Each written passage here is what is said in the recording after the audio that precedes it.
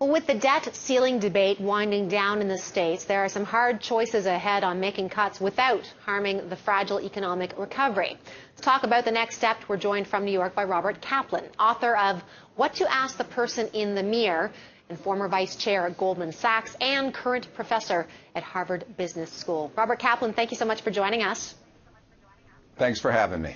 I'd like to start off by asking you, with regards to your book, what do you think U.S. President Obama should be asking himself in the mirror, given this deal? Do you think he caved? Did he cave? No. I think for Obama, the big issue actually happened back in January, where there was a Bowles-Simpson commission, you may remember, that took a very in-depth view of the economy and the budget deficit. He commissioned its members. They came up with very specific recommendations, which included cost cuts, revenues, and entitlements, and he didn't embrace their findings. And I think when he stepped away from Bowles-Simpson, his own commission, for better or worse, it gave the reins to others, particularly the Republicans, to drive this debate. So I actually think, while there was talk of a grand bargain a few weeks ago and other things, I think once he didn't embrace Bowles-Simpson, he lost the initiative on this. Okay, and where does that leave the American economy with this deal? I mean, in your opinion, is it better off or worse off with what just happened? Well, it's better off that it's over. Is it better off or worse off what just happened? I think what just happened was relatively modest. The outcome was. The process was damaging. The outcome was small and modest. And what do I mean by that? The overreaching issue going on right now is we've got a slowing economy in the United States. GNP growth is weaker. I think watching this process made it even weaker.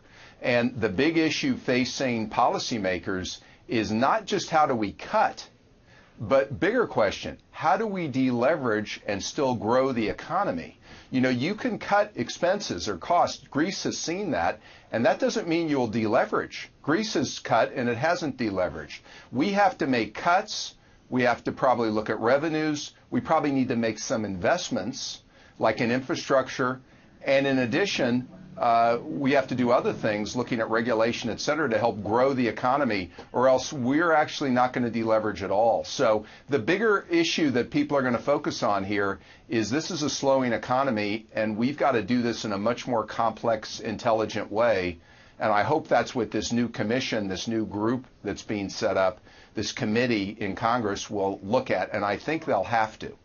It's fascinating, I have to tell you, talking to you, at Harvard, Wall Street alumni, very senior Wall Street alumni on top of it, talking about the need for new revenues and new investments. How do you do that without saying QE3 and having everyone run for the hills? Well, I don't think QE3 is the answer. Listen, I'll liken it to business. Any business that we look at, or that you look at over the last number of years that's had to make cutbacks, they don't just make cuts. They make some cuts, they pick their priorities, and they make some investments, and then they drive their business. And for the government, I don't think QE is the answer, which is basically, at this point, debasing the currency. I think we've actually got to have some investments. So infrastructure spending, I think a continuation of the payroll tax holiday, I believe strongly you're going to see that done while we're doing entitlement reform and other expense cuts. And I think marginal tax rates and loopholes will have to be revisited again, because they may be less damaging than making cuts against those who actually will take the money and spend it. So I think it's going to have to be a package, and it's going to have to be a complex analysis. Complex analysis, I agree with you completely. But how does that happen with the kind of bipartisan atmosphere that's in Washington right now? I mean, even to get this small, tiny little dent, I should say, into the debt problem, I mean, it was almost a major catastrophe. So how do you deal with more complex issues? Well, it starts with, I think you're going to see a backlash against pledges.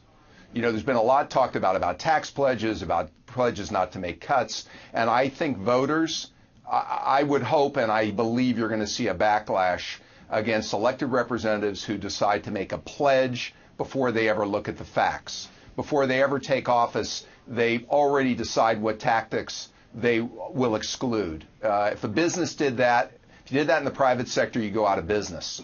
And I think without that, though, if lawmakers are going to be wedded to irrevocable pledges, regardless of the facts, you're right, we're not going to get anything done, and it's going to create another tail risk for the economy. And I think the markets, by what way they're trading, are telling you that even though corporate earnings are reasonably good, I think people are saying maybe a little lower PE is in order to take into account greater tail risk, particularly U.S. government political risk. Let me ask you a bit about the U.S. political risk. I mean, you know, we're seeing Treasury yields drop. I mean, obviously the flight to safety is still there. People are relieved.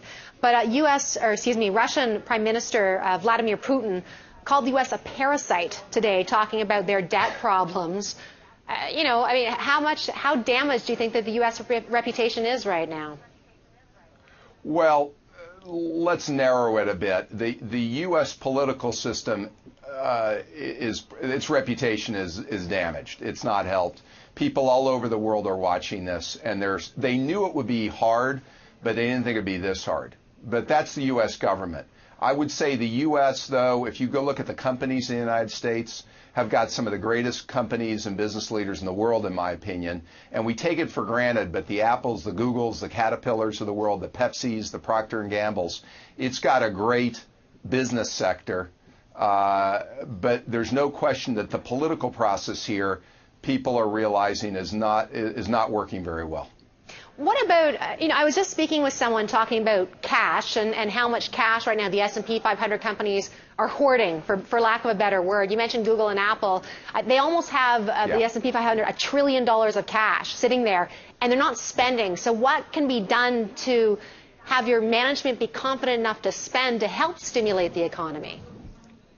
Well, two things. First, a lot of that cash, I'll give you, particularly for Apple and Google, is trapped overseas. Or when I say it's not trapped, they would have to pay significant taxes to repatriate it.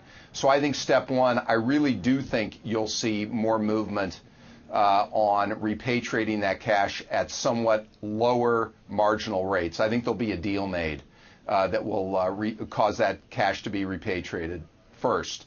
Second, companies don't spend cash based on their balance sheet. They spend cash based on business prospects. And I think there's going to have to be a little bit of self-examination also here in the United States to think about the business climate here. Is it pro-business enough? I think 5 years ago we had almost no regulation in some areas, which wasn't appropriate. We've got to make sure, though, the pendulum doesn't swing too far the other way. But right now, businesses I talk to and CEOs that I work with, they're spending, just not in the United States. They're spending globally. And so repatriating the money would be, I think, a good step. But for businesses to spend it here, they're going to have to see business prospects and greater demand. And that means, again, back to where we started, it can't just be cutting in the United States. There's going to have to be some investments and some other moves that actually help the middle class continue to spend. I've only got about 30 seconds, but what would be an example of one of those investments you would make to help the middle class spend? Well, I think the payroll tax holiday should be continued, number one. Number two, I think investment in infrastructure would be money well spent in this country. I don't mean pork barrel projects. What kind of infrastructure? I mean highways, roads, bridges. The infrastructure in this country is deteriorating. They provide construction jobs that are good jobs for people in this country, and I think it would be money well spent. And a better infrastructure will mean greater efficiency, lower costs. I think you actually get a payoff from those investments. Robert Kaplan, it was a pleasure having you with us. Thank you for having me. Robert Kaplan, former vice chair at Goldman Sachs, current professor of management practice at Harvard Business School. Stay with